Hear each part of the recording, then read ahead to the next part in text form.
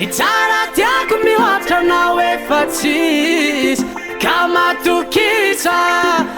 matokisa fa tiako anao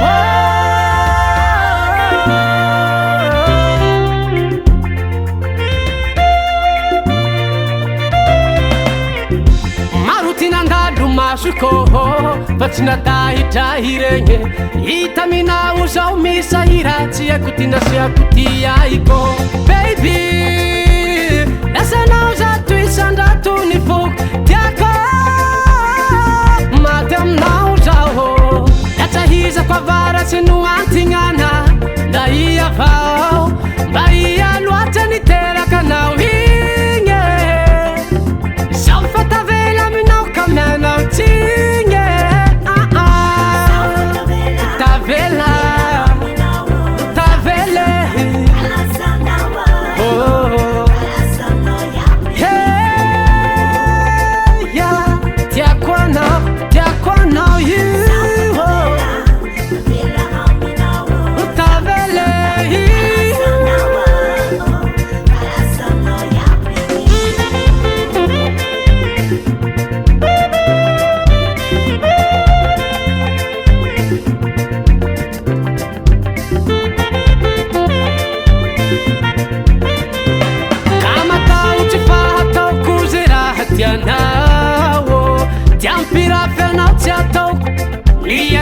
Kitsakanao faliko mitovy miraha raiky zay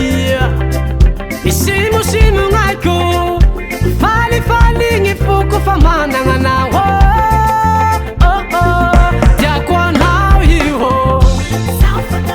tavela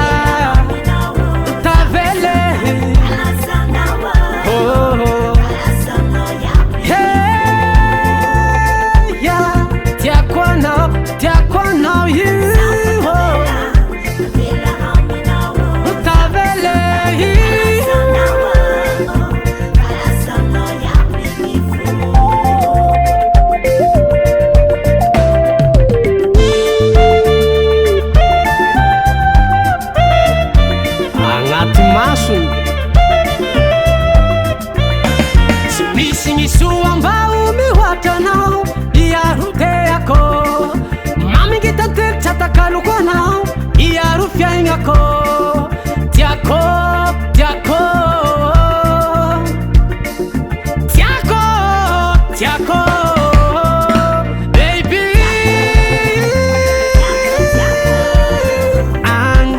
na na na na na na na na na na